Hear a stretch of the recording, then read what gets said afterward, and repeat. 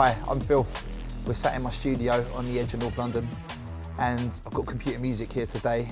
I'm going to talk to them about a track from my album, and the tune I chose to talk about is one of the most popular in my DJ sets. It's getting a lot of a great response from people. It's called The Teacher, and I picked this track because, well, for many reasons. One, yeah, a lot of people are asking about it and they like it, but also it has a lot of strong personal meaning and message to me from the time when I made it. And also it's a good way for me to show you some of the techniques I do to get in particular my bass sound, because this one is a lot of layering going on and it really demonstrates how I do what I do.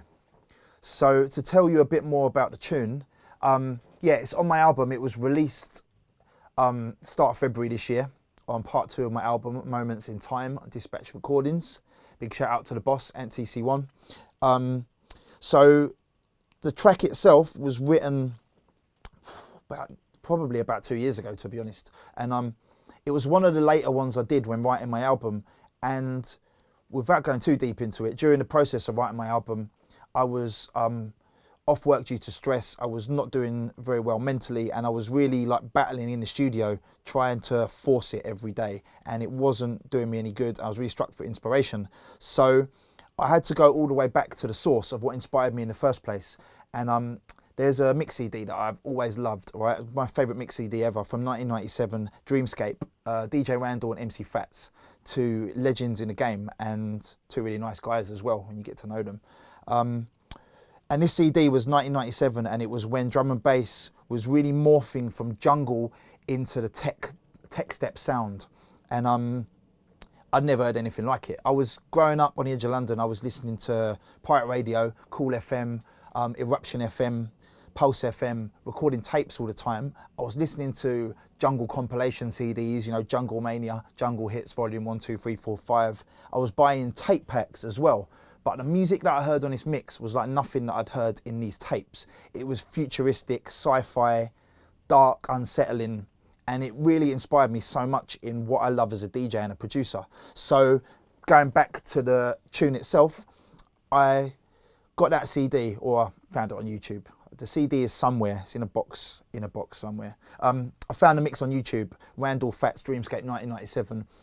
I put the mix on, I turned it up very loud, I cooked myself lunch, I listened to it all the way from start to finish. By the time it was done, I knew what to do. I wanted to go back to these dark tech step inspired vibes. So the tune, The Teacher, was written in about 4 hours after that, because I had a really strong concept of what I wanted to do. I wanted to capture the vibes of that Dreamscape CD that I loved by DJ Randall.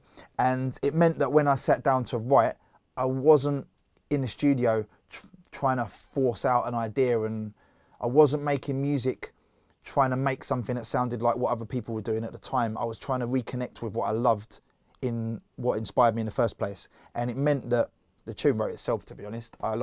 When I go in the video, I'm going to talk about the different sections and how I made it.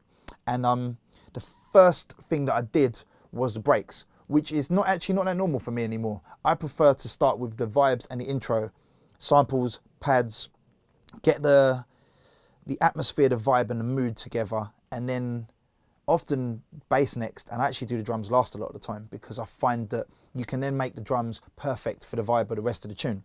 But in this particular instance, the drums were the vibe. So in the video, I'm going to talk about the break beat that I used, what I've done to it to get the sound that I wanted, and then the other stuff I did afterwards, layering and whatever, to make it big and modern sounding, because as much as I love old break beats, you can't just use one old break to write a tune. After that, I've talked a bit about the engineering of the drums, but more about how I work in general. I feel like there's a million videos online where people will talk to you about how to EQ a kick or EQ a snare, and then they'll show you how to EQ the hi-hats, and then they'll show you how to EQ the next hi-hat, and honestly, it's just the same thing. You low cut it, right? What I've tried to talk about is what happens before that. So preparation with your samples, preparation with your drums, doing the processing and the work in advance so that you can work a lot quicker. Because this particular tune, yeah, I think I wrote it in about 4 hours, but the main break beat, I think if I looked on a folder in my computer, the break is something I chopped about 8 or 9 years ago. And it's a classic old break at 175 BPM, EQ'd, cut, ready to go. So that the first half hour of the session, select a breakbeat, chop it meticulously on the grid, rearrange it at tempo. That was all done, right? So I was able to work a lot quicker because I had the materials ready. Then as we move on in the video, I'm going to talk to you about the intro and the vibes and how I set the mood for what I wanted. Dark, unsettling, sci-fi, moody vibes. And that part of the tune is important in setting the tone. But the thing I've talked about the most is the bass, because I get people asking me about bass a lot. I get people telling me they can recognise my tunes from the bass, and really that is the biggest big up you can get as a producer. It makes me really happy to hear that. So I felt it was important to go into the bass, not just the EQ layering, stuff like that, but again, the methods behind it, because similarly to the drums, I don't like to do all my bass live in the moment. I mean, I use Serum a lot, I use analog synths, but really, I don't do any of it live. I like to make basses on a separate occasion, make loads of them, put them in a folder. Then when you come to write music, if you've done that with your drums and your bass, you've got all of your materials, your tools are already there. So when I had this idea to make this tune inspired by 1997 by Randall Fats, I didn't sit there and work on Serum for an hour to make the bass and chop a breakbeat for an hour and a half to get the style I wanted. The breaks and the bass were there. It was all about executing the idea. And I really feel this is something that when people do these studio tutorial type videos, I feel like the thought process is often missing, and you just get a video of somebody telling you why they've EQ'd a snare at 200 hertz. And don't get me wrong, like the engineering stuff's really important, but I feel like why you've written a tune is equally important. So what I've tried to get across in the video is, yeah, we've gone into the layers of the bass, of course. There's a lot of processing, subs, mids, getting a thick, full drum and bass sound. But I've tried to explain why I did it the way I did. And also, yeah, talk about my methods for being able to get your ideas out quickly, because that really is so essential. I'm lucky in that I'm in the studio every day now, but I'm not working on music every day. I do a lot of one-to-one teaching. I spend a lot of time talking to other people about music. If I've got 3 hours in the morning to write music, I don't want to spend 3 hours synthesizing a patch. I want to spend 3 hours sketching out an idea for a tune. So all of these methods that I'm showing you in this video are how I've learned to be more efficient and productive in the studio. And it means that when it goes well, a tune can be written in 2, 3, 4 hours, because a lot of the hard work has been done in advance.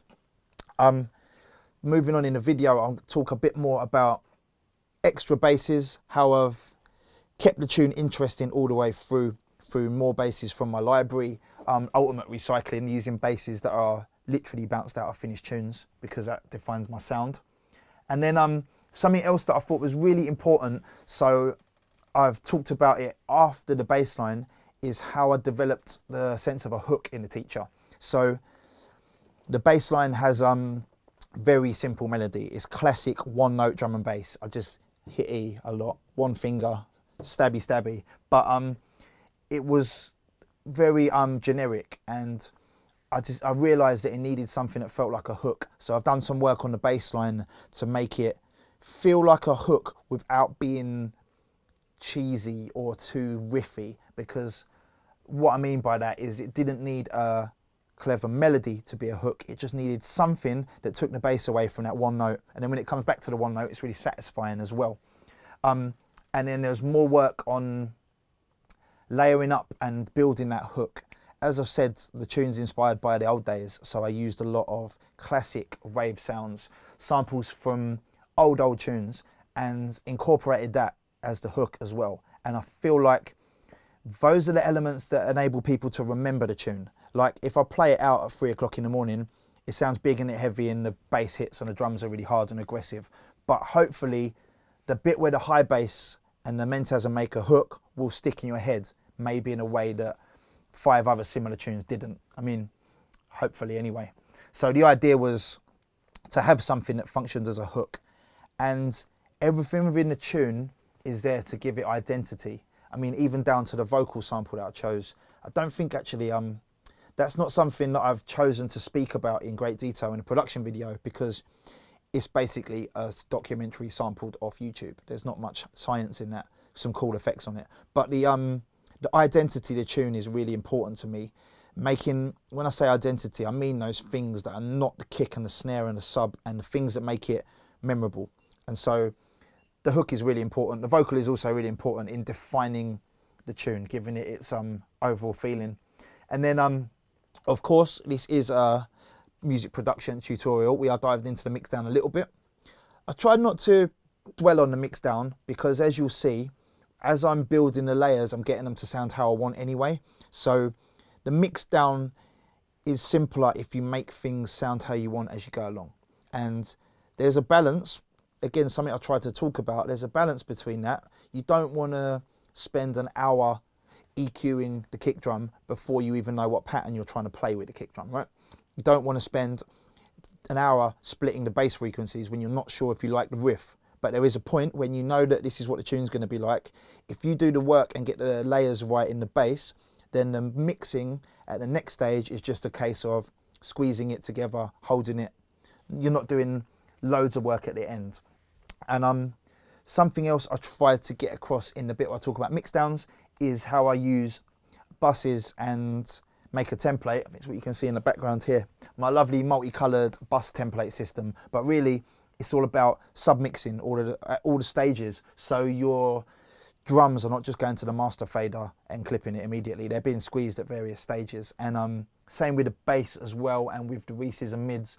There's a lot of submixing going on in order to keep the levels controlled at all times to save headroom, gain staging. So rather than turning your master fader down because you've got everything running too hot, I've got lots of buses at lots of stages, turning it all down a little bit and then using some clever plugins to squeeze it a bit more.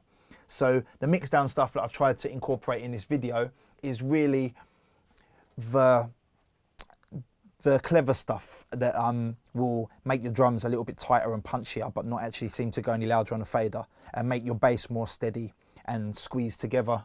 Things like that, that are methods I've developed over the years.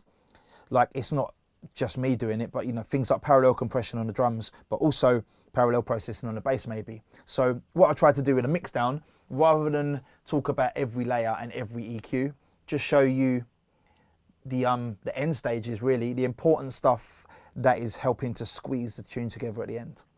So yeah, that's what you're going to get if you watch the video.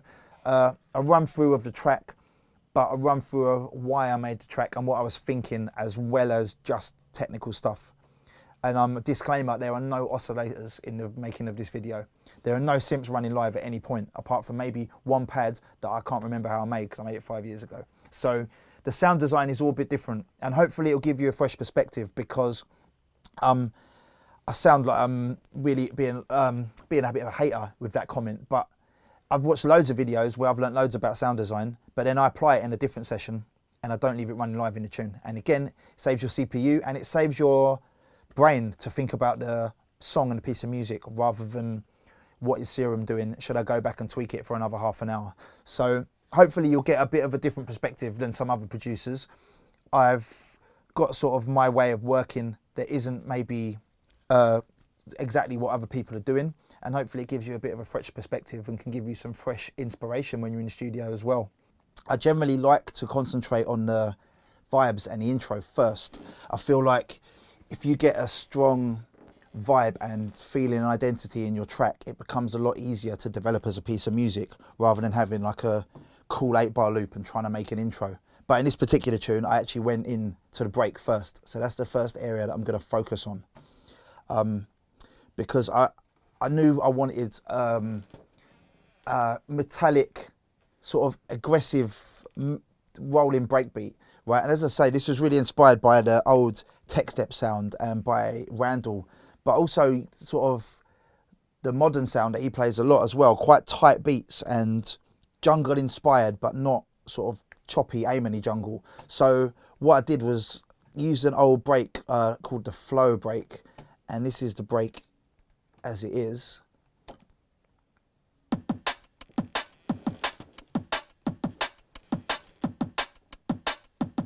And then I've layered the break to thicken it up. But before I show you the layers, I just want to talk about the break a little bit, or where it came from, because I spent a lot of time over the years doing pre-production. So looking at my sample library, I have a whole lot of bass, which we're going to come to later. But when it comes to drums in particular, I've got folders and folders of breaks. So these ones, the A-side breaks, are not processed yet, or they've been processed by Jason, but they're not chopped and worked on by me. But so my Bounce Breaks 175 is loads of breaks that I've realised, instead of chopping a new break every time you write a tune, I would be able to draw on my library of breaks. And that's what I did in this one. So just to flick through a little bit, there are some Amens in there. So the assembly line, old Barry White break, so on and so on. And what I was able to jump into this library and find a break that was similar to what I wanted straight away, which was this flow break. Because yeah, it's the harshness of the snares is what I wanted. And because I chopped that break in advance, it meant when I come in the studio to work on a tune, I wasn't like loading an old break beat, you know, like a classic. I'm not starting from here, or not starting from this point, you know, starting with a funk break and doing all the painstaking chopping. I was able to just drop the break into the project, and it was already at 175. So it's just a case of, you can see it's sliced up, not even into eighth notes, like because it's already in tempo, and I'd done it and I knew that it was tight. I mean, like super tight. It saves like an hour at the start of the session. It's saved by not having to, yeah, meticulously edit the start and ends of a break. And just to reiterate that point, really, I've been doing it a lot more in recent years. So although that says 2017, there's more in here, and a lot of these breaks are like often classics, like the Fool's Gold break. But just having all these breaks ready to go means, like, because I love old breaks, I'm not into, I mean, as a DJ, I play a lot of really clean, minimal stuff, but as a producer, I very rarely make it. I just love old breaks. So having this library of breaks that is done in pre-production really saves me an awful lot of time when I want to get an idea down. And really, that I've got to stress that. That's the most important thing. Sitting in the studio is not about EQing kicks and EQing snares and just getting, you know, chasing that transient for 3 hours. That, for me, that's not making music. That's like that is pre-production. It's work that of course you need to do if you want to achieve a clean, tight, loud, modern drum and bass sound, but it's not the thing you should be doing in the moment. So with this particular break, yeah, it was ready, chopped, all set. It was already at the right tempo, so it's just a case of chopping it on and rearranging it. And I haven't really done much. It was just keep it in a simple two-step with a double kick, and then we've got this layer that's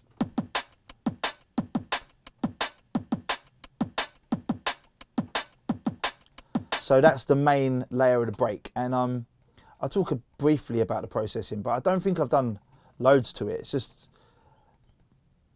cleaned off the very bottom. And in this case, it's not because I'm scared of the really low end, it's because I know that there's going to be a thicker, beefier kick's going to go underneath it. A little bit of enveloping and tightening it, and then that's just to boost up the transient a little bit. And the SPL is taking a tiny little bit out of the sustain, and I use both of them because they behave a bit differently. But just really, it was a little bit of overdrive squeezes it as well, and some EQs at the end that sort of, that's working on the harsh points of the snare. But I think those were probably added later. But the main thing was get the break in quickly, tighten it up. But really doing this stage, these 4 plugins would have been like 5 to 10 minutes. And then once I was happy that this is the break I wanted to use, I went into some more detail on it. So what I've done then is chopped. So just chopped out the kicks, put them on their own channel. And the processing isn't massively different. Like, it's just the same idea, basically. The envelope's actually doing nothing. There's a little low shelf with this slate EQ, right, just to give it a little bit of roundness. But it's not doing loads. It's just sort of sensible processing you do to a kick. And because when I've bounced all these breaks, I've also done some processing to them, it means they're already pretty good to go. And that saves so much time and lets you focus on the idea. So I've got and having the snare separate was really important, because the whole idea of this tune was having that aggressive, clangy sort of snare. And then with this layer, but you can see it's the same plugin chain. There's very little difference in what's going on with each layer. There's a little bit more careful processing to pull out. I think there's some low resonance was in there. But the main point really is by getting the main break on its own and then the kick and snare separately, you can rebalance until the exactly how you want it to be. Get the if the snare needs to be the most important thing from a break, you've got it separate and you can push it out more. And then I sort of continued that idea, got the hat separate, and also a layer of the snare with a bit of reverb on as well. Just this layer is actually, so you got the biggest plug-in chain. That's because I wanted to emphasize the sort of, that is giving it an extra tail. So I'm taking a bit more control of the tail. But so all of them combined together, you've got the natural sound of the break, and then it just beefs it up and adds extra control to each part of it.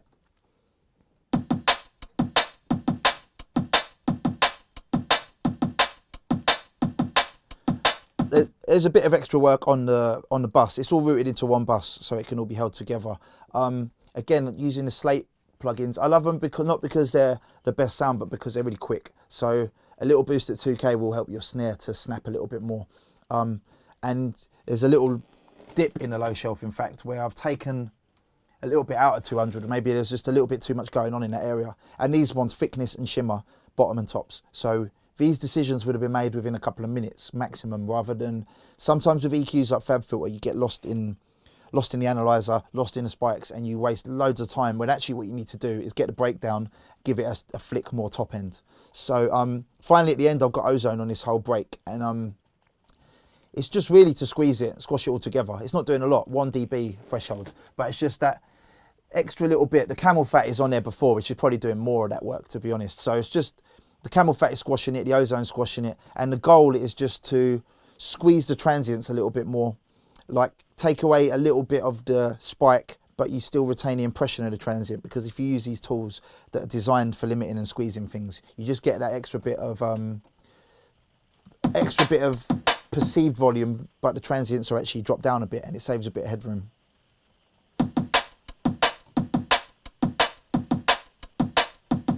And it's worth mentioning as well that I have got on my second screen, I've got the spectrum analyzer running all the time, and for me, that's the main reason I have 2 screens. I don't tend to do loads of work on the second screen. It's just having a reference all the time, because I've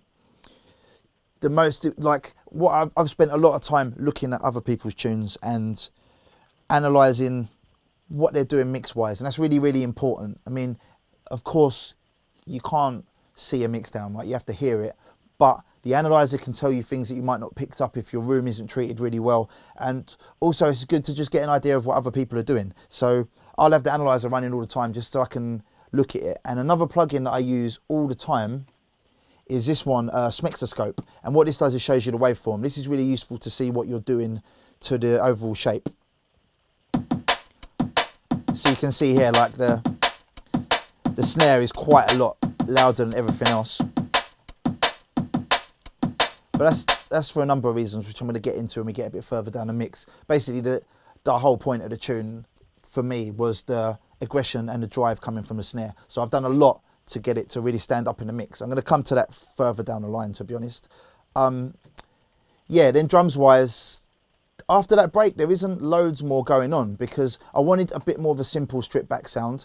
I mean, this might look like a load of layers, but I'm sure if you watch a lot of these in the studio videos, you can never really have too many layers of drums in a drum and bass track. Like sometimes there will be 5, 6 layers to get the perfect snare that you want. Sometimes I'll be using like 5 different breaks, and some of them chopped and split like this. In this tune, I really wanted this particular classic break to drive it along. So there isn't loads more going on. There's a sport break layered on top, because I just love the feel of the sport break and the nice, it's not got shuffles, it's sort of steady rather than rolling. And then it just adds a little bit of top, and it adds a little bit, it keeps with a feel. Then of course there is more kick and snare, so the kick is just following the same pattern, but there isn't loads of work on the kick either. And the reason being is, again, the kick is already done, right? Just as I've got breaks that are ready to go, I've got kicks and snares that I've used in previous tunes that I like, and I bounce them with all the processing on. And all of these things save so much time further down the line. So it might seem like it's a bit long to sit in the studio one day and just go through your old tunes and bounce the kicks and bounce the snares and sort of mine your old tunes. You could be making new music, right? But then the next session that you do, when you've got these nice kicks and snares that are ready to go, the music flows so much more quickly.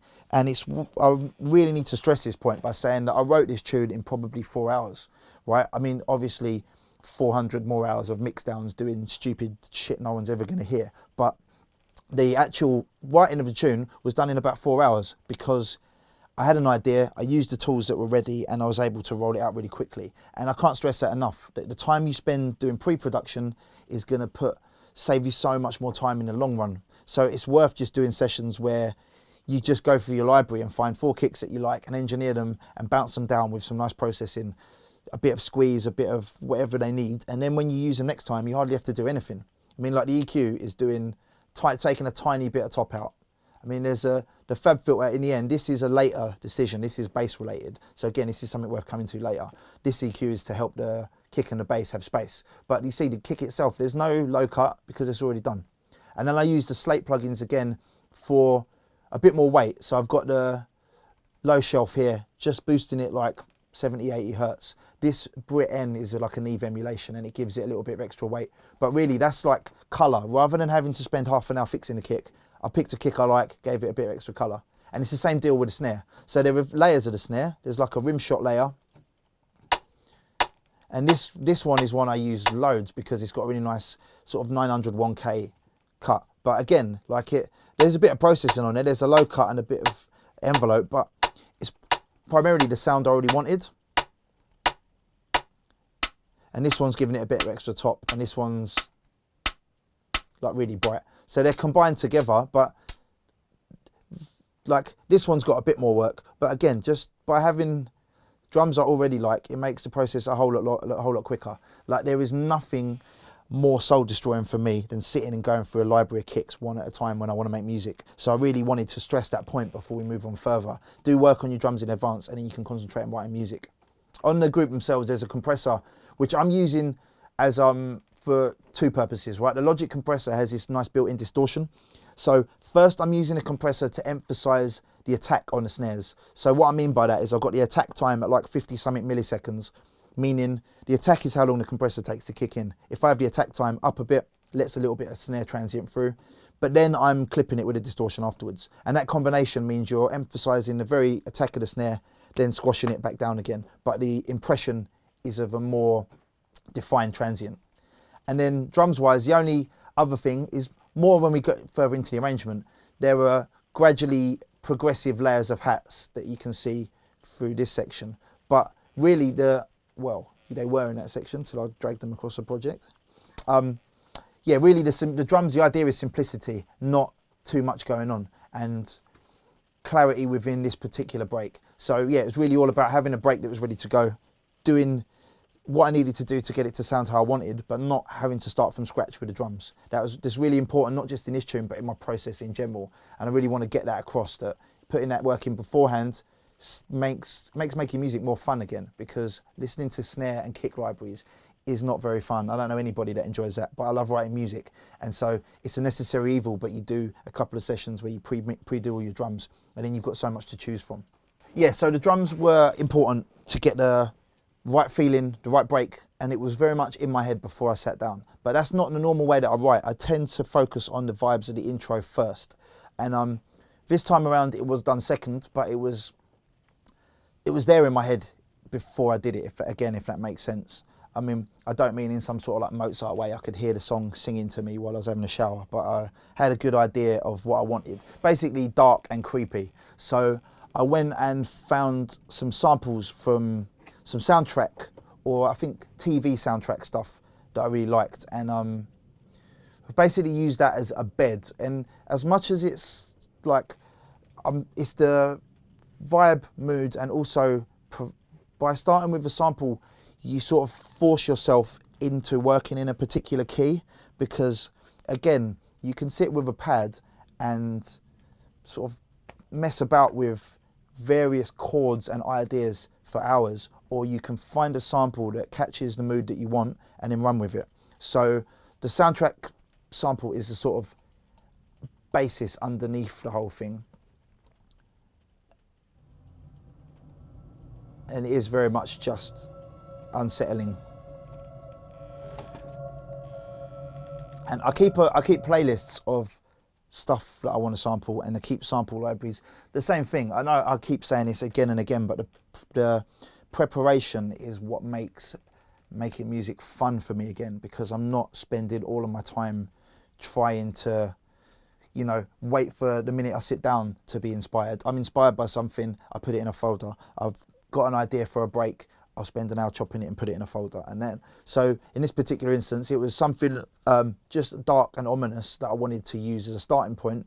And again, like, there isn't much done to it, it's just more reverb. The reverb gives it distance. And depth is a really important thing for me in mixdowns. I think it gets a bit lost in drum and bass because everybody just wants super clean drums that hit here. And then you've got to have a sense of depth, and using reverb on various elements helps them to sync.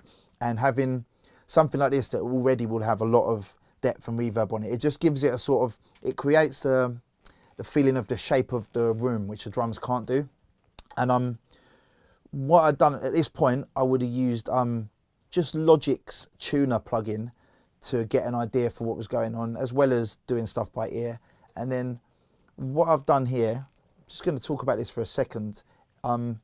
These are the pads all bounced out, and I do this a lot. Once you've got something that you're happy with, bounce it down, because then your computer doesn't have to run the synths live all the time. So I'm going to bring them back in, but this is the intro pads, and having them as audio, for one thing, it means that you are saving processor. Another thing, you can chop them up and do cool effects with them if you wanted to. It's not something I've done much in this particular tune, but often what I'll do is maybe take that piece of audio, put it backwards, stretch it, put 5 plugins on it and make a cool riser. And when you've got it as MIDI, it's harder to do that. But yeah, the pads themselves, and also what I've done is turned these layers off until this point, so they're not running live until you turn them back on. So once I've got like very much a vibe, but also a drone, as much as this is like the musical content and the feeling, it's also a drone that was forcing me to go in one direction. And then what I've done is layered that with numerous pads. So I've got a high layer, and that is, it's really simple but really effective because I'm using dissonance. So it's a really sort of age-old drum and bass trick, but if you want something to sound dark, using one note. So right, there's E and there's F, and you use them together and you get, it's musically dissatisfying, not pleasing. That dissonance creates this sort of an unsettling feeling. So on top of the dark soundtrack vibe that I started with, I've got a dissonant pad which acts as like, that's the first thing you hear in the whole tune, and it gives a very much like a, sets the mood immediately. Right, it's not going to be a happy Liquid tune when you start like that, and all of this stuff is creating the vibe for me. I wanted it to be dark and tense because it was, like I said, it's inspired by 1997 Tech Step. I don't think they made any nice tunes in those days, so I really wanted to keep that sort of sci-fi horror-esque vibe.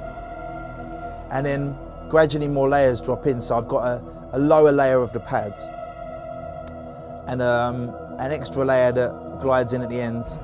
And you see the colouring is important to me as well. There's like an extra layer that I found in here, which is sort of a dark, thick layer, and that is mirrored by the low pad. You see all through the arrangement, they pretty much always play at the same time, and it's like layering for density, so that it really reinforces that idea musically.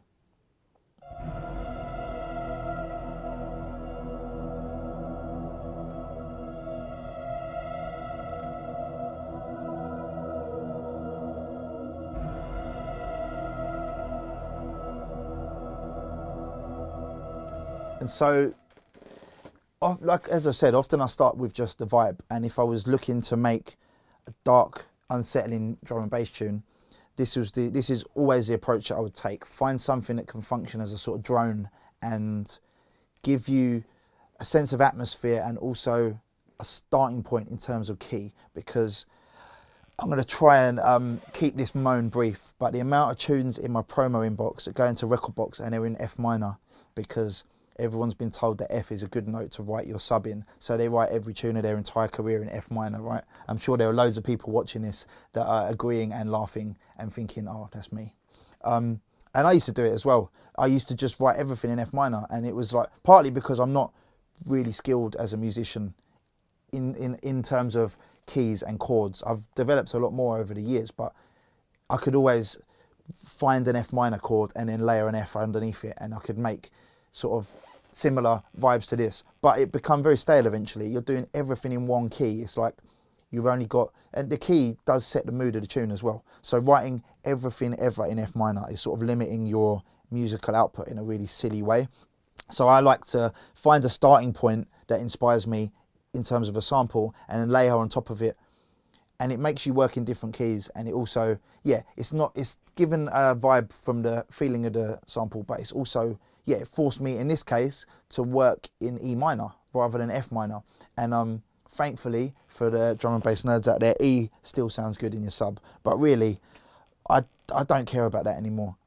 If I'm writing a tune and it's in a note where the sub is an E, F or G, I don't transpose the whole tune in order to stick to the world of F. I will work on the bass line that hits those lower, deeper notes and uses the high notes as well. Like really, it makes me laugh the amount of tunes that are done in the same key, because the internet told us that F is the best note for subs. So yeah, that's why I like to sample, to force yourself to do different things. And then the pads and vibes are pretty simple and pretty sparse.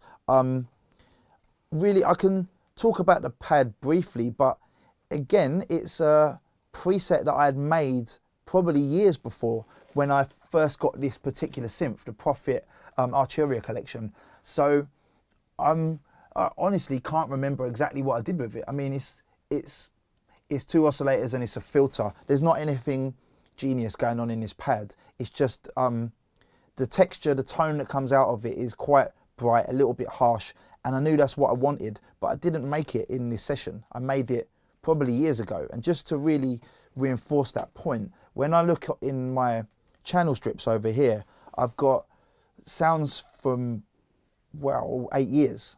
So some of these maybe are from my laptop and my old computer, and I might not actually have the synths anymore. But there are a whole library of sounds that I've made. Maybe the tune never ended up being quite what I wanted, but I loved the pads, or I realised that it was versatile and I wanted to use it again. And so there's a lot of pads to choose from.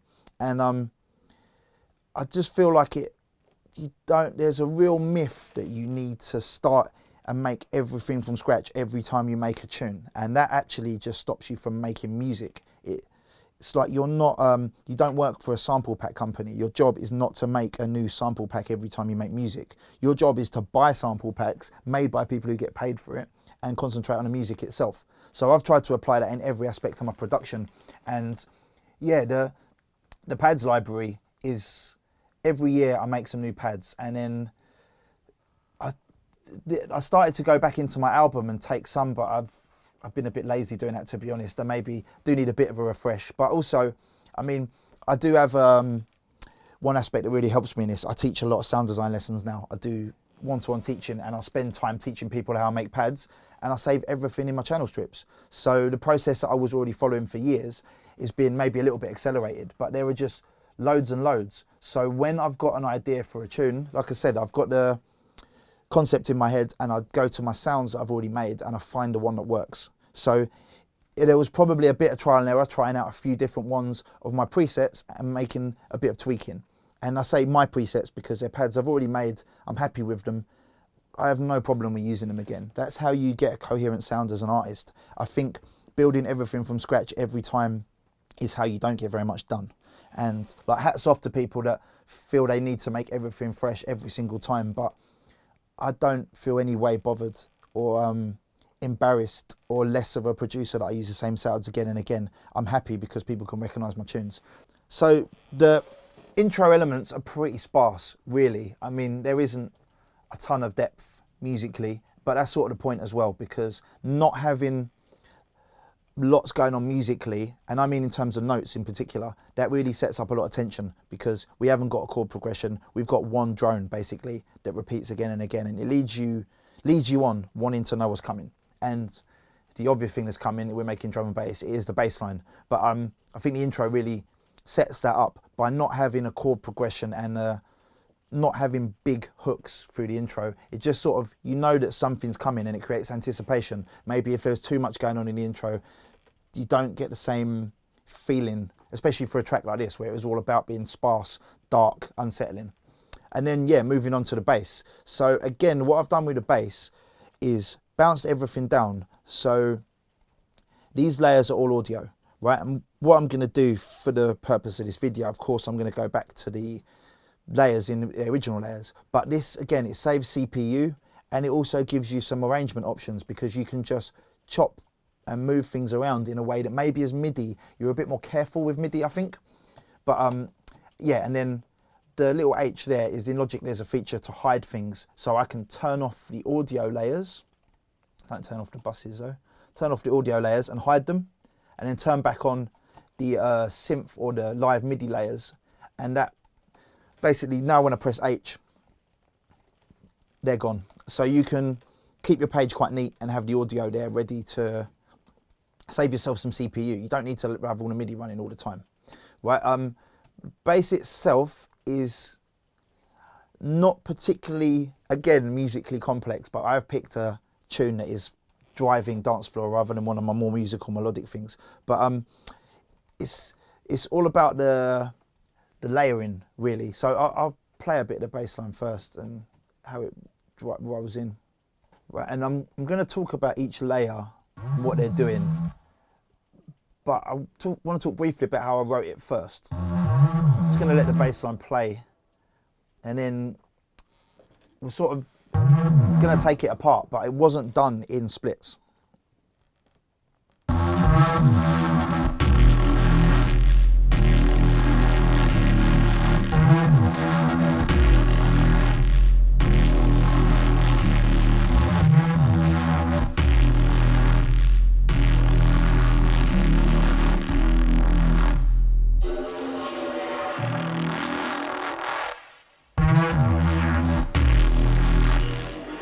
Right, so musically it's pretty simple. It's sort of not quite one note roller, but almost. But again, that really fits the whole vibe of the intro. It's not jumping about with big intervals in the bass melody. It's pushing. I wanted it to push like that rather than the bass line dancing up and down with different notes. But the melody itself or riff is pretty simple. But there are, what, 6, 7, 8 layers of it there.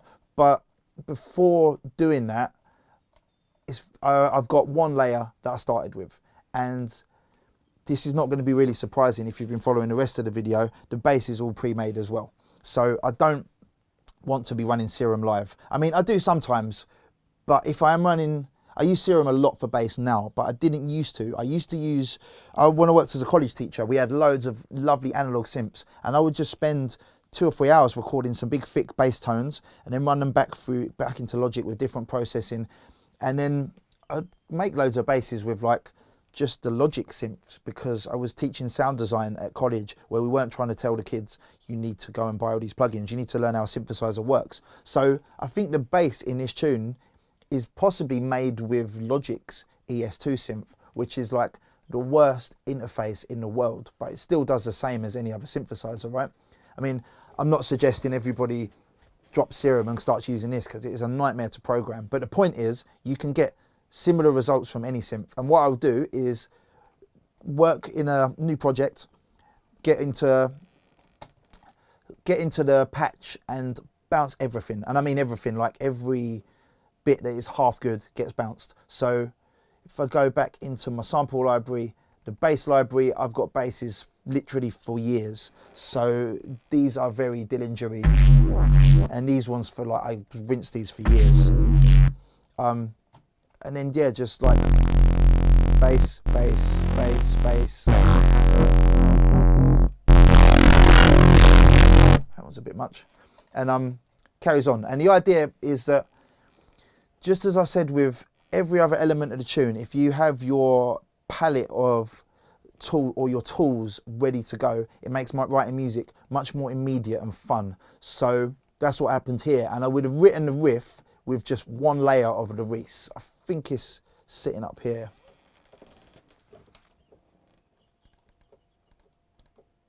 Nope.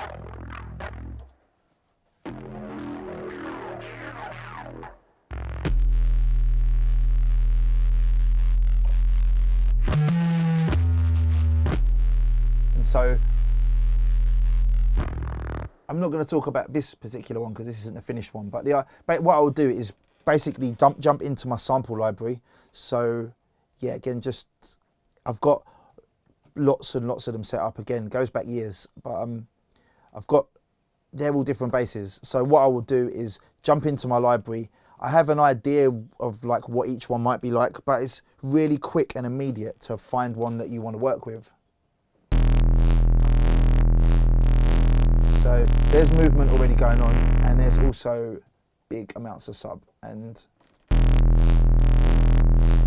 this isn't a particular bass for this tune at all, because this is one was made really recently. But I just wanted to explain the process and the thoughts behind it. Like, having a big library of bass means if I've got an idea in my head for a bass line, I don't have to first get through the synthesis process, because you forget the riff. I mean, this is not exactly a genius riff, but still you can forget what's going through your head if you spend ages getting stuck in the sound design. So I would have got the riff down with just one layer, right? And got something that I was happy with, and something that had my head nodding. That's really important, to try and catch the vibe as quickly as possible. So I would have been working with one layer, then that's when it gets split out. And this is, I'm going to talk about this in detail, what I've done with the splits. So they're the color coding is the splits, right? And it's really important for me to color code it so I know what is what. And I have my own system. You don't need to do it the same. You might find that colouring it is no use to you, but for me it means I know where the sub is. The sub is always red, the orange ones are harmonics, the purples are mids, the pinky stuff is tops, and it makes it much easier when you're doing the arrangement, especially when you come back to the tune like a year and a half later and trying to work out how to continue it. You know, a lot of tunes I'll sit on for ages, and you come back to it, and having this system makes it so much easier to work. So there's like the Nord sub. This is again just a sampled bass, or see that one in the end wasn't a sample. There's basically pure sub, and this is where the processing does get a bit more intensive, because you got to get I want the sub to be really clean and be able to be in complete control of it. So that EQ is at the end of the chain. I'm going to look at them backwards, but that means that whatever else you do gets held down again. So a little bit of the very low stuff cut off, and a cut at like 100 and something. I'm not trying to split it to purely the sub, but I want, partly because this bass jumps up high as well, but I want is to have a really clean sub layer. So what I've done to it is I've used this compressor, not really for compression. I'm using it because it's got the built-in distortion. I've boosted it 20 dB. So that is actually just clipping it a lot. So that's got sort of a little bit of, the harmonics are there already, right? That's really important as well. That stuff is what gives your bass thickness when it comes out of anything other than a massive big club system. You need that extra harmonics for thickness. Then the compressor is sort of,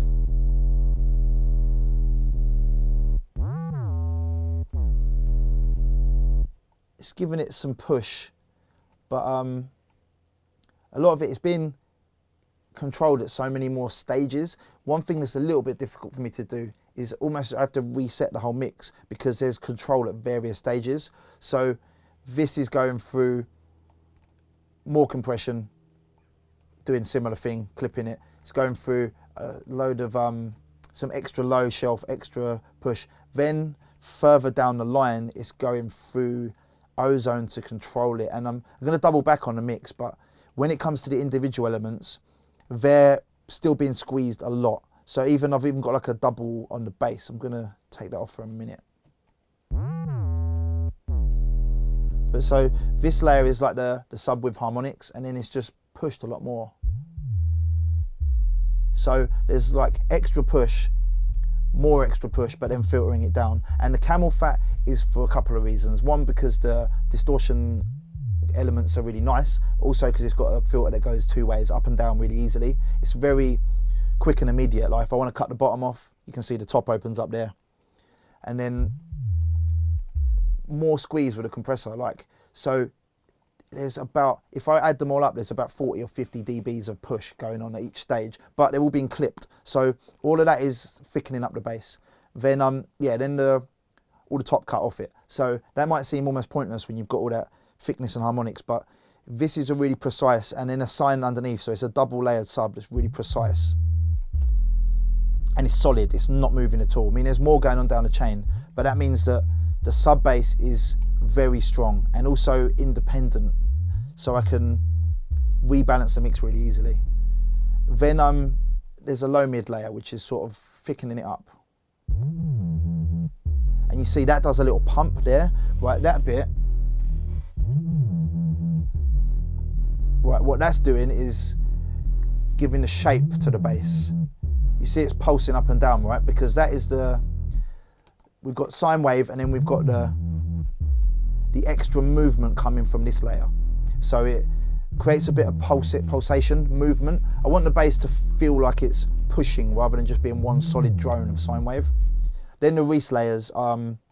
This one, it says like it's Reese with sub. It's not clean. I haven't cut the bottom off it because I really like having crossover. I said I've just got the sub really clean and precise, but I like having crossover between the layers. So there's 4 layers that are pushing these sub bits, and it does make it a little bit phasey in terms of the pitch might go, because they're all different sounds, there might be slight inconsistencies, imperfections in the pitch. But again, that means the sub is going to push more. It's going to feel like it's moving like that rather than just being a drone of a sine wave.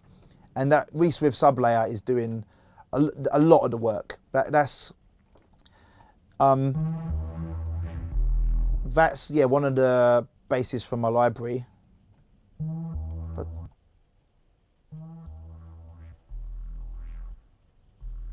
so just turn the filter off for a minute so you hear it.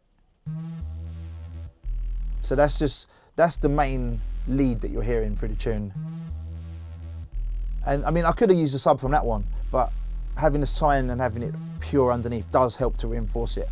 I realise some of this might sound contradictory, but having the movement and pulsating in the layers, but then having the pure sine underneath, just make sure that it's still strong and thick. And I'm not aiming for super clean. I don't want it to have my sub here and my mids here and a gap in between them. I want them to overlap and cross each other, but then having the pure sine just helps to reinforce it. So this layer, if I put the filter back on, it's low passed, but then it's distorted like mad. So this, I'm using this guitar stomp, and I haven't used it for a while actually, but basically just gives you, like, I've got a rack of pedals sitting here, and it's the same thing. You can basically just, like, these pedals are more space and time based, but this analog filter does a similar thing. You basically can use them sensibly or you can use them abusively. And I've got this sort of, a stack of guitar pedals that is just pushing it a lot. It's giving it like thickness and growl. And it's also making it swirl a little bit as well. So there's, like, not all of them are engaged, but there's a chorus, there's some reverb in that layer, and it's just giving it like a bit of extra movement. Then there's the Logic Overdrive. I love this plugin because it squashes, it clips things. It's quite hard to make horrible distortion, if that makes sense. But I like that. Like it's not something like Trash where it makes everything go mental straight away. It's good for extra squeeze. It's thickening it up. And then I've got the Logic compressor again for extra distortion. That's starting to make it furry. And like what I mean, so because I've got the distortion in here engaged, if I turn it up more, it won't go any louder in terms of the headroom. And I really like to use this to get for extra distortion. So then that EQ, it is cutting the very low stuff and a tiny bit of top. But so that's sort of like the main layer, and that reinforces what the sub's doing.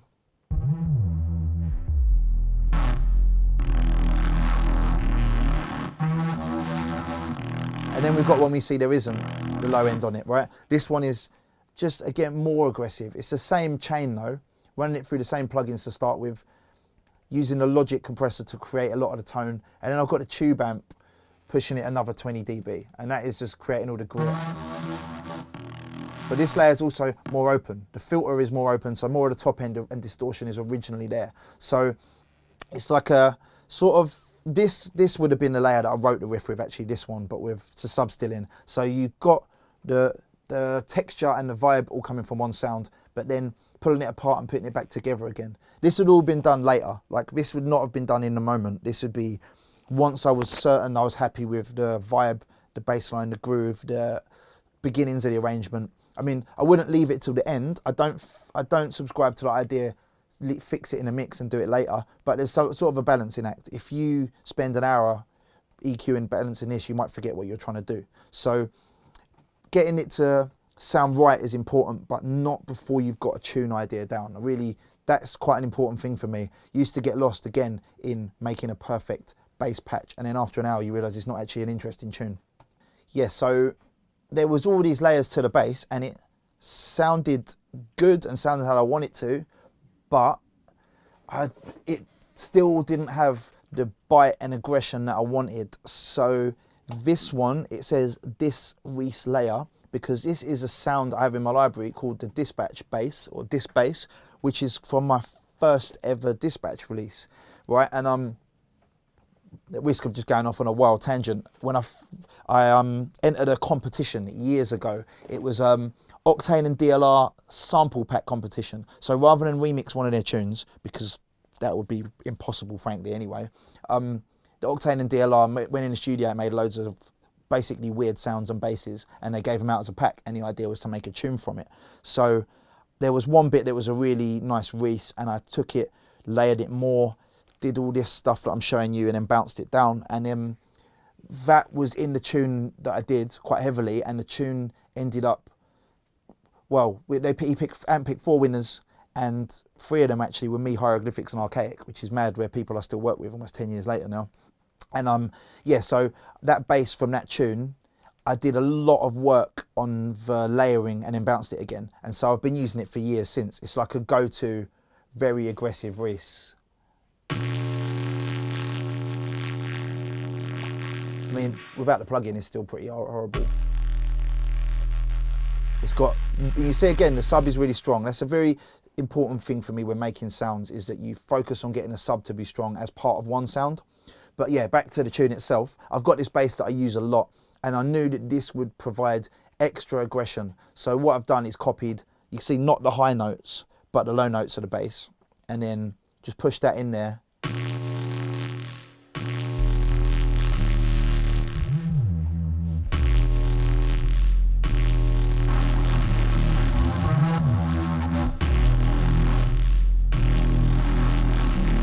What that's doing is giving it a little bit more of a modern sound as well, because these Reeses are like rough and a bit reverby, and they've got a very old classic sound to them. This is a little bit more precise and cleaner, and it modernizes it a little bit. And then the final bit of this section of the bass line is just like a little, one extra layer of, I think, the same Reese at the end, just to give like a little bit more. That one's one where it had a bit more work going on with filters and stuff, and it just was neater to make that end bit on its own.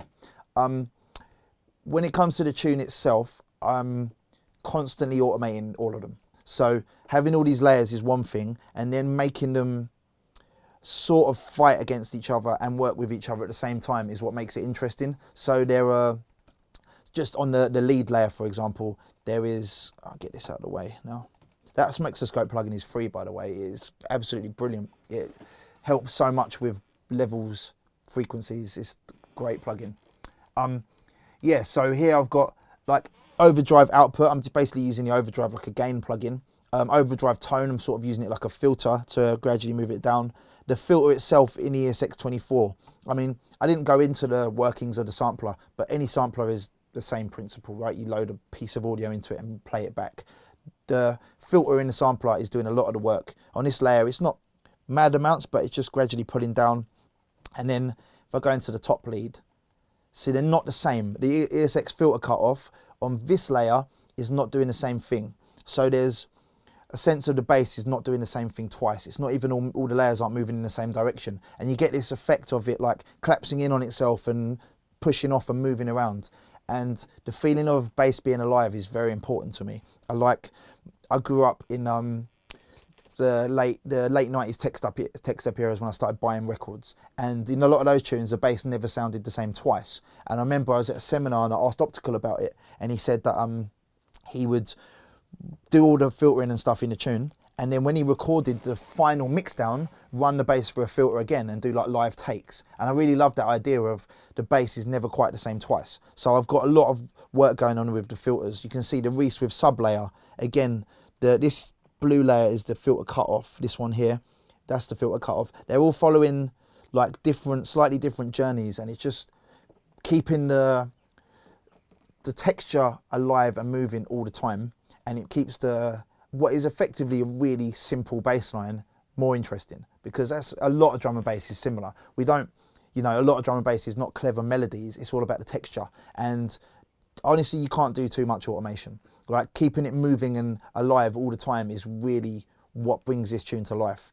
And I think with the sub layer, I've got some filtering that is actually pointless, where I have probably copied it from another layer, but it's bringing the top back in on the sub layer when on this one it's actually EQ'd off. So that might be something where I've copied it and it's a bit pointless. But the principle is, yeah, you can see as the tune develops, no two sections are quite the same in terms of texture. And then on the group themselves, on the Reese group, where I've got some of them sent out to, so the Reese lead, the Reese with sub goes to the bass group, but the this one, a dispatch Reese, that also goes to the Reese layer. There's more automation in there. So this is why I love Camel Fat. It's got a low pass and a high pass filter, or a low cut and a high cut as they call it. And it means you've just got ability to really easily pull your bass in either direction. So you can see that bit is bringing out the bottom and then it comes back. Then it's bringing some of the tops down here because we're moving them. And so, yeah, just really, if you take anything from this point, using a lot of automation to keep your song alive and not sounding static. To finish off the bass line, there are some extra basses to go in the gaps, right? And what I mean by gaps is I made a gap in the riff. So I cut out, I think it went E to F. I cut the Fs out and dropped them in down here with a different bass. Surprise, surprise, it's already another one from my library. This is actually straight out of a tune. It's the bass from my track Don't Let Go with Colette Warren. I bounced loads of basses out of that tune and they're just ready to go. So filling in the space, you've got this new texture, and then that really helps to give it an extra bit of progression as well, because that's the first drop. 16 bars later, introduce a new bass. So, and that one's got a bit different going on frequency wise. It's a bit more 200-300. It pushes out the mix quite nicely, and so that's just, and it's a sort of variation because it doesn't vary the melody, but it varies the texture, and it keeps it interesting all the way through. And then there are some extra bits up here, but I want to come back to them because these are the final touches that are added a bit later. The only other thing I wanted to talk about with the bass line is the fact that it's not actually just one note all the time, because it goes high as well. I mean, it's cheating because it is actually just E, but there's an awful lot. It's almost like a subgenre of drum and bass, one note rollers, where it's like creepy intro, one sub that just pushes on one note the whole time and a little bit of mid-range on top. And this tune was like that to start with. It was just on that E all the time. And what I realised, it was lacking what you could call a hook. So I've put the bass up. It basically just jumps up. It jumps up to E, high E, and then next octave down, and then the third octave. And it gives it a real hook at the start. And this sort of rising idea is something that often would be done at the end of the 16 bars, but I felt like it works so much better at the start. It's like a signal, and when I play it out, I can't help but like wave higher, and then the bass pushes in low. And I've probably done that dance move 100 times playing the tune out, but it really works. It makes, you can dance to the bass a little bit more, and it also really, it jumps out in the mix, and it gives the tune a signal that helps it stand out. So that's the high part. And that came a little bit later. I sort of realised it was just one note the whole time, and having that high with a little bit of glide, so it slides from high to low. That does a really nice things on a sound system because the bass sweeps down, and yeah, it definitely gives it like a signal and more of a hook.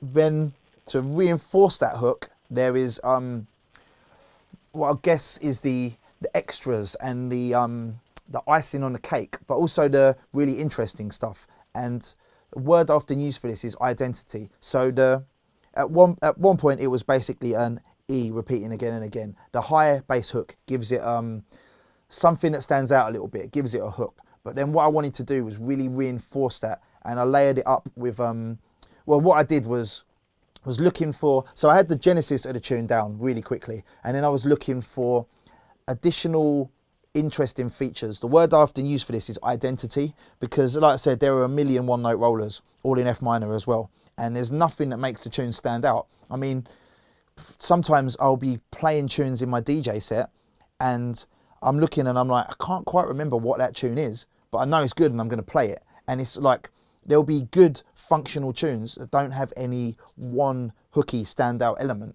And I really wanted to avoid that with this particular tune. So once I had the high bass hook, I worked on ways to layer it. And because the track was inspired by the old days, I wanted it to be 1997, 98-esque. I went and looked through a load of old rave samples.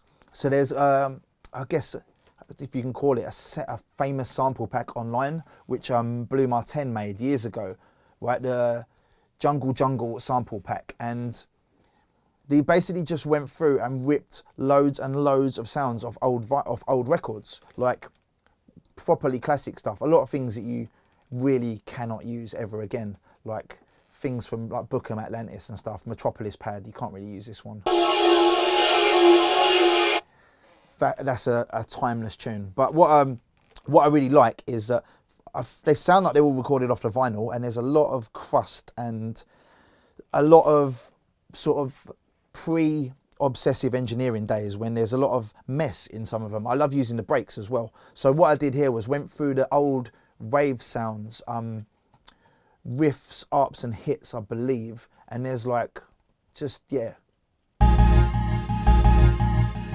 classic old sounds. I'm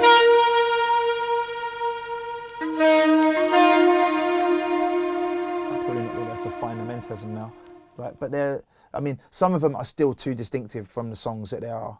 But yeah, like what I wanted was Mentasms. So that is the classic, this sound.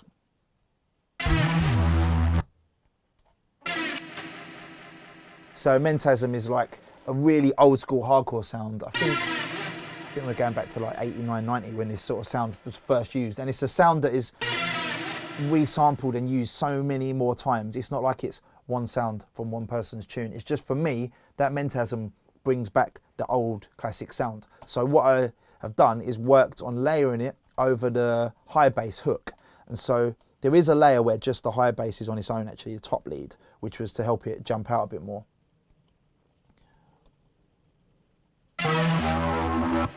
So they live together. So you're creating this repetitive hook. And I remember one of the battles of the mixdown was how loud could I get this rave sound without it ruining the tune. I was just pushing it more and more and more. And if I look on the analyzer, the tops are definitely louder than the tops of the... It's cutting through like the same volume-wise, height, whatever. It was really important to get that to cut through, and I feel like these two touches, the bass going high at the start of the bar and being reinforced by the old school stab, I feel like they give the tune a lot of its character. I mean, hopefully those are bits that people can recognise and identify it from, and I feel like that stuff is important to concentrate, to think about having elements in your song that are memorable. It could be as simple as a bass jump and a rave stab on top of it, but I'm sure that this makes the tune stand out more than it would have if it was just E playing again and again and again with some Reese's filtering up and down. Just having that high hook, the rave stab, really makes a big difference.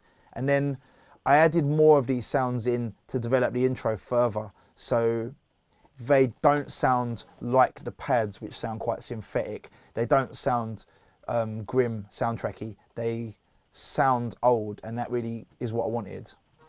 So the Mentasm filters up,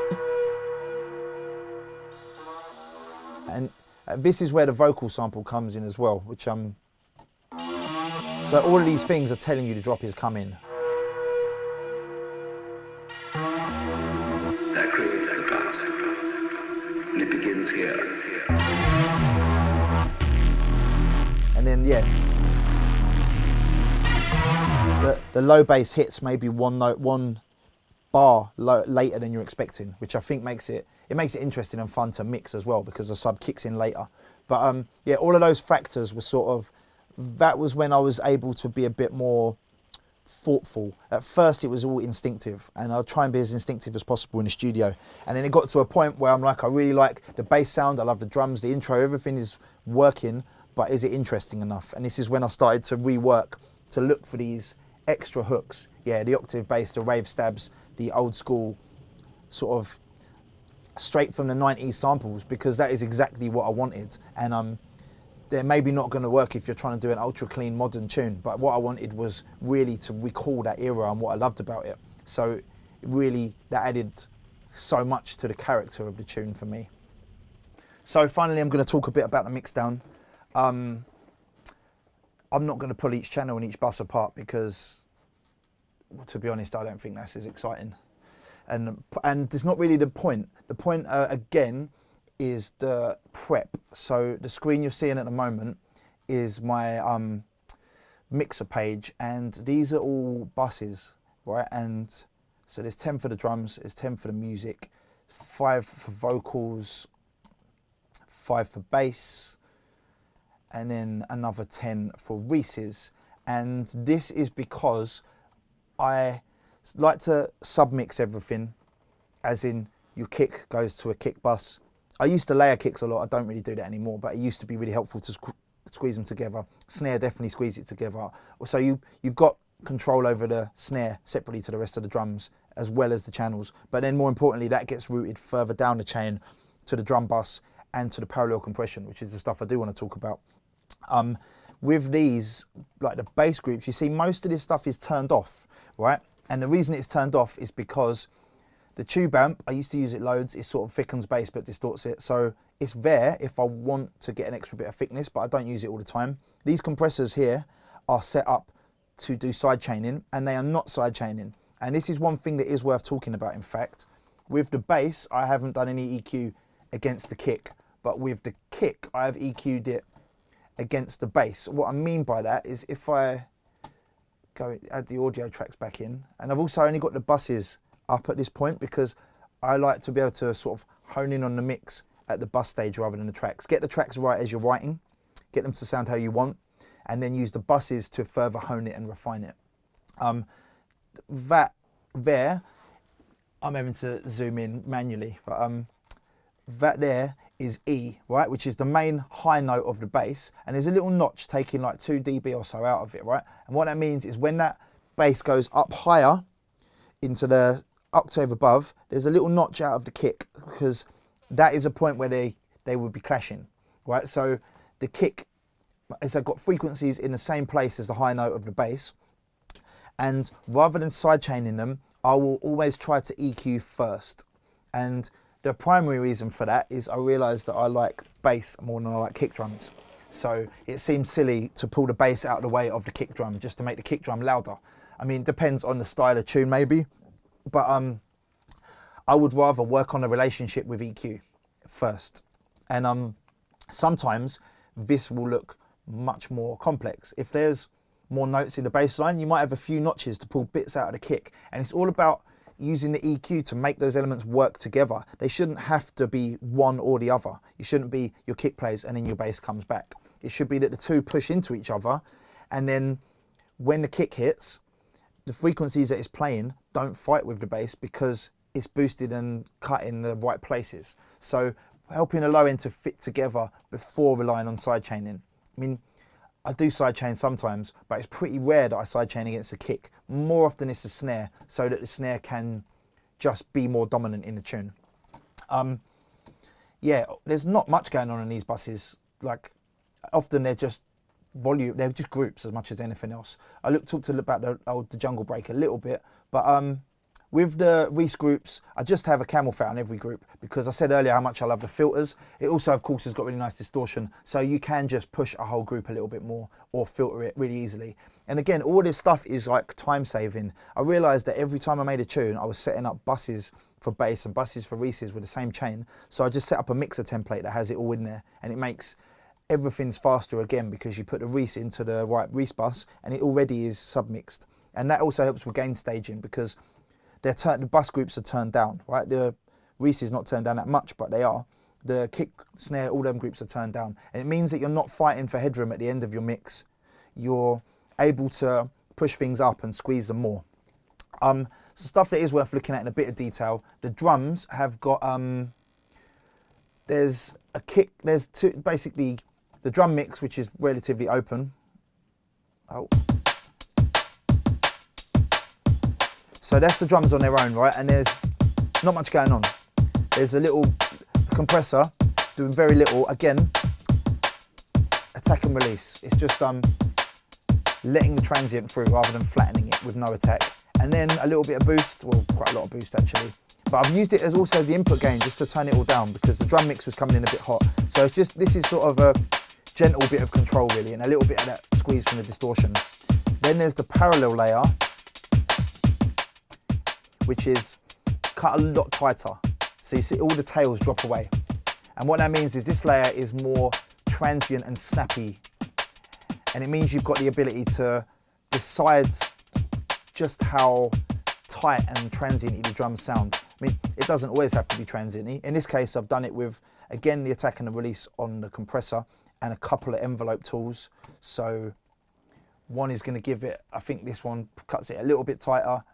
Again, I like that the SPL one is not quite as aggressive, so I use that for the sustain more. But it's really just, the tools themselves are not that important. It's just having a second layer of the drums. And this is fed through the buses. So what I mean by that is I can have, there's less kick. You can see that's not sent as much as that is. So there's more snare than there is kick. So you can sort of rebalance it in the parallel mix, but that isn't particularly important. If you're doing it in Ableton, you would just have like a double rack. But the point really is I can choose just how much to push this layer. And looking at it now, I haven't pushed it anywhere near as much as I'm doing in my most recent tunes. Like often on my parallel, I have like 2 limiters and just clip the crap out of it. But the idea is you've got tight, open drums, especially with these old breaks. You need the tone, but then tight modern sound, and you can use the faders to balance between them.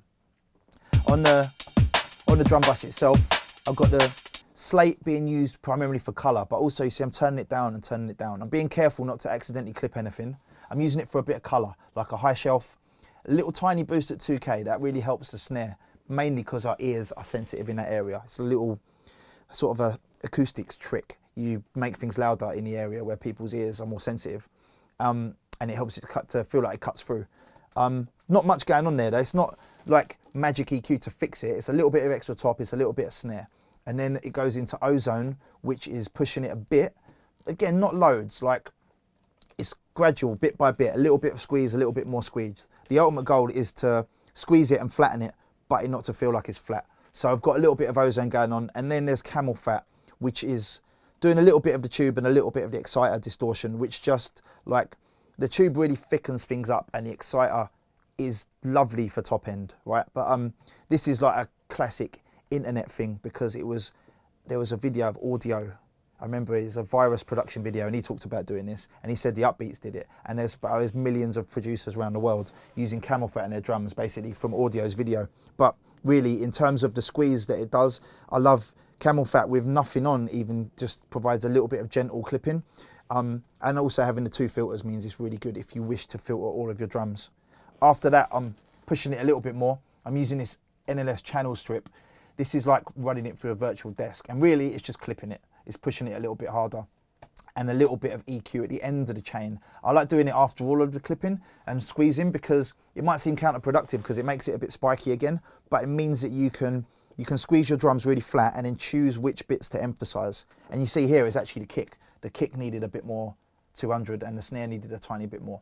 And all of those, like being careful each stage and then squeezing it right at the end, is helping me to get a full thick sound without sounding completely flat. I don't want it to sound like, you know, square snare and square kick drum and completely flattened. I want it to sound natural, but not to be completely natural. And there was one extra thing that I did on the drums on this particular tune that I do quite a lot now actually, where there's a bus called Snare Extra, and that is exactly like it sounds. I've just routed the snare into it again, and then the EQ is like, probably is a little bit harsh around that area, so it's giving a little bit of the snap and body back. But what that means is you've got like all of the drums running and being limited really carefully, and then if you're limiting them a lot, you can put more snare in the group and it doesn't do anything, it just flattens because there's like a brick wall covering it. But then if I double the snare up, I can help it. I mean, it does make the snare louder than the rest of the drum mix, but it gives the snare a bit of space to cut through everything else. You see on volume wires, especially in the mids there, it just jumps up a lot more. And I said a lot of times how the break and the snare is really important in this particular tune. So doing this sort of little trick where I've done it on aux sends, on the channels, I think, maybe on the buses. So there's like a parallel snare group or a snare bus. Basically, by using auxes, you can have things going to more than one place. And by having just a snare going here, it means I've got extra snare that can just cut through the whole mix. And that snare, there's a little bit of kick as well, in fact, but a tiny bit. So if you've got a mix that's heavy with breakbeats and lots of top end and hi-hat layers, it means that you can then just push that kick and snare a little bit more and help them to define the rhythm a little bit more, rather than them getting lost behind all the hi-hats. Yeah, the final bit of the mix I wanted to look at is, you can see that these red buses, right, these are like, I call them my master groups, and what I do is submix. So the bass buses go here, the Reese buses go here, and when you come to doing the final mix, it makes it much easier to rebalance things in a simple way. Like, I might play the tune out and realise I put too much bass in, and rather than having to go and look at them 6 or 7 layers and work them all out, and really this is quite thin layering compared to some tunes I do, rather than having to figure it all out like that, you just go to the bass master and you turn it up and down. And also what that enables you to do is process all of the bass together. So what I've done with all of the bass, I've used this Slate mix rack, compressor rack, and I'm not really using it as a compressor, I'm using it because it turns everything up. I mean, it's like an extra dB or 2 of push that comes through that thing. I just like the tone it gives. A careful cut, so there's nothing below 25, because 20 hertz is where our hearing range finishes. 30 hertz is like the lowest you're likely to get in a club, so there's no point having anything below there. But not a really steep cut, because a really steep cut will basically put a bump of resonance there and actually cause more problems. And then finally I've got ozone on here, on the bass, and I've got ozone, I'm using it in the dynamic mode, as in a multi-band compressor, and the idea being you can compress the sub separately to everything else. And what I'm tending to do in more recent tunes is I might do this on all of the bass together, because you've basically got the crossover point, right, 117 whatever, it means that is just sub. Right. So just working on literally the very subby part and a little bit of the harmonic, and this is there's a compressor working on it, compressing it quite hard, but it's boosting it more afterwards. And what that is doing is squeezing the sub in a way that the quieter notes maybe don't get compressed and the louder notes get compressed more. It's leveling the dynamics out of the sub bass, and then a massive boost so that the sub becomes really thick and solid. And what I've learned through many years of playing my tunes out is that you need to really be aggressive and squeeze that sub at the end, so that when your tune plays on a club system, the sub bass is really consistent. You don't want one note of your bass to be quieter or louder than the others, and using this dynamics at the end means you can just focus on the really low sub. So it means that this bit, the low mids, is not getting compressed or squeezed as aggressively. And then, yeah, it just means that like within your bass layers, you've got really good control of the sub. A little bit of squeeze with a maximizer as well. That's just, again, more work on flattening it. I want a sub to be really solid and flat. And one thing that this does mean is if you put side chains further up the chain, they become pointless anyway. Like if I had a side chain on a bus group, it would just get squashed. But what I can do, if needs be, I'll put the side chain right at the very end after all of the other work and just duck it a little bit. But on the bass, I haven't done that. But on the Reese group, I have. So that's like the mid-range layers. The mid-range layers, I have got, yeah, there's, again, more camel fat. Again, it's just like I'm using it to squeeze them all together a little bit. You see that they're very flat, right? Because you need that consistency in the mix. I don't want one of the Reeses to jump up much louder than the others, right? To get a loud sounding mix, you need to keep your headroom down at all times. So by stopping one of them being much louder than the other, by running it all into camel fat at the end of the chain, it just squeezes it all down. And so that means that the bass and the Reeses are all really flat and controlled and they don't spike up. And the drums are a bit spiky, but that's fine. It means that the drums are the thing that spike and cut through the mix rather than it all being wildly all over the place. And the very final thing I wanted to show you on the bass is something called, it says bass squeeze here, it's supposed to say squeeze. What I've done here is just run all the bass through some more distortion and squashed it a lot. And it just, like, it adds, so this time I've engaged a bit of the distortion. No, actually not that much. Yeah, this is pretty sensible. I've started doing things like this much more aggressively recently. But what you get is just all of the bass, that means the mids and the subs, all squeezed together a bit more with camel fat, and it just gives it an extra layer of thickness. Like, it's really low in the mix, like minus 20 something, but it's definitely doing something nice. And by engaging a little bit of that distortion, you bring up some thickness. And I think here, this is also side chaining. So this is, so basically the sub bass isn't side chaining with anything, but everything else, the double group and the mid range, it's all pulling away from the snare a little bit. So the combination of the side chaining and the extra snare mean that the snare is cutting through really strongly. But one thing I just want to make clear, it doesn't mean I do it in every single tune, because I feel like people are obsessive about side chaining. When I used to teach at college, kids would ask me how to side chain. They didn't know what quantize meant, right? But because they've heard it online. I don't feel like you have to side chain everything in every tune. EQ can do a lot more. In this particular tune, it really is all about the snare. So I've, at a later stage, decided to side chain the Reeses against the snare and let it cut through a little bit more. But it doesn't mean you need to side chain in every single tune. So really, I think that's everything I wanted to show you in the mix. This master fader, last thing to finish on, no plugins running as much as possible, because if you've got, I've got loads of limiters on here, right? In 5, in fact, Oxford, Fab Filter, Max DUI, Fab Filter, Ozone. I'm not running them all the time.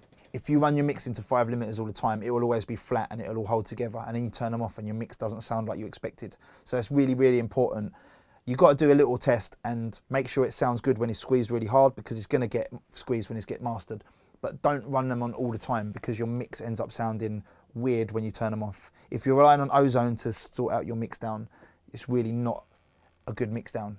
So that's my final point really. Don't run stuff on your master chain until you're at the point where the tune's almost done, then use it to test it. And of course there'll be a little bit of push and pull, because the limit of squeezing it are probably why I did the extra snare. I realised the snare wasn't cutting through enough. But if you're writing and working with a limiter on the whole time, you don't really know what your tune sounds like. So be careful. And then that means that if I turn them off, it is the pre-master, right? I'm not relying on the limiters to hold it down. It will not be going above 0, because I'm really careful at these groups. You see these buses are all down really low. And if you're working with a limiter on the time, you stop thinking about that. You're just clipping everything. So yeah, final point, don't have loads of mastering plugins on all the time, because they're lying to you. But give it a little squeeze at the end, and then you can check how it's going to sound when it's mastered. And of course you can play it out in the club and it sounds loud. Yeah, so that is the teacher, breakdown of the tune, bit of the thought process behind it as well. Hope you found it informative, helpful. I really hope it's given you some different ideas to what you've seen before as well, because what's really important is learning from what different people do and taking on lots of different ways. There's not one way that's the right or wrong way to do things. if that makes sense. It's all about learning from different people and try out loads of different methods. So go and make yourself some basses, get busy in the sampler. And while you're there, go and buy my album. Yeah, it's out now on Dispatch Recordings. Teacher is on the vinyl part 2. So yeah, man, go and get it. Thanks for having me.